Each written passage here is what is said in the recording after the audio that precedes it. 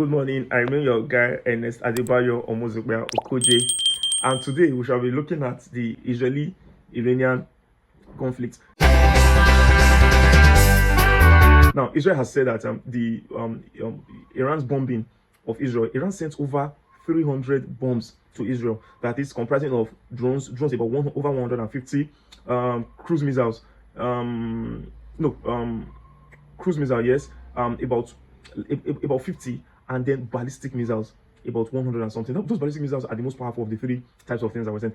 Israel, in coordination with United States, Great Britain, and Jordan, next door Muslim neighbor of Iran, intercepted many of those projectiles, and many of them didn't land. They said about 99% of them were stopped. Just about 6 or 7 ballistic missiles entered into Israel. And if you remember ballistic missiles, that was the same missiles that Iran launched at the United States base when Donald Trump was still president, when they assassinated one of their top generals, something Suleiman, and till today, some of those though nobody died, but they had some of them have been reported to have brain injuries and all of that.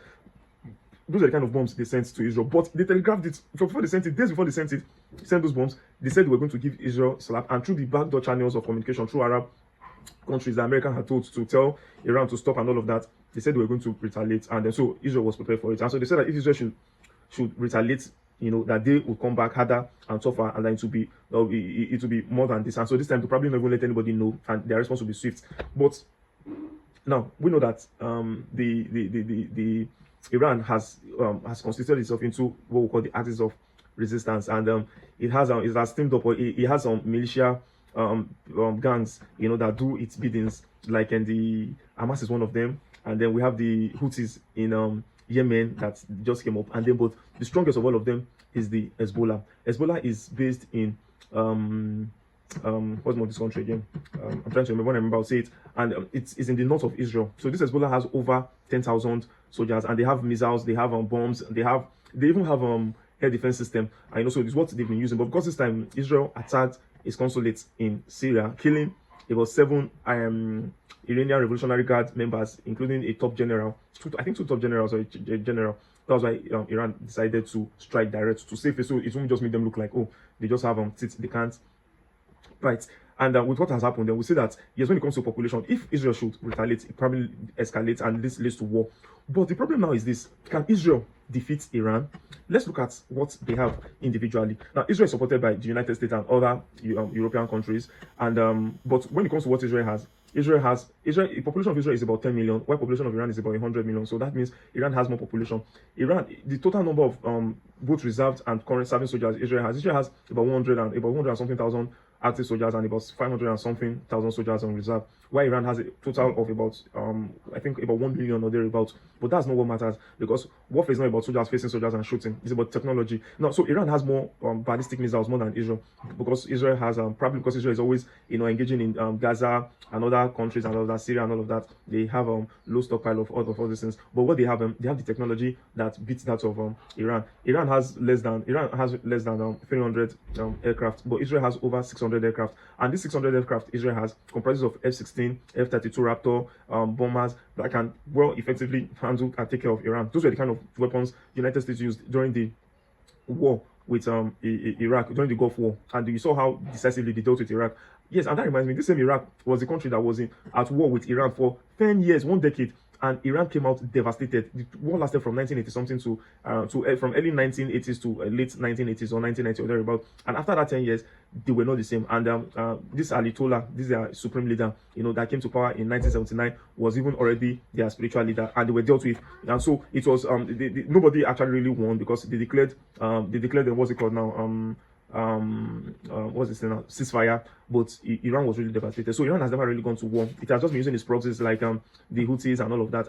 And we know that Iran has power over Hezbollah, but not so much over Houthis, because when Houthis were bombing and ships and killed 3 American personnel, United States came there and started bombing the hell out of Houthis in Yemen, and then they warned Iran, because Iran seemed to be their sponsor, and Iran was able to tell them to stop that, and Houthis stopped since that time. But if Israel retaliates now, we don't really know what will happen, because this time the proxies, the Houthis, the Hezbollah, and the whole of them, will probably come out this time and defend and support Iran, who happens to be their sponsor. But the ultimate thing is this: that is a game changer. Is we know that Iran is close to developing a nuclear weapon. But the nuclear weapon they are close to developing is just probably one bomb.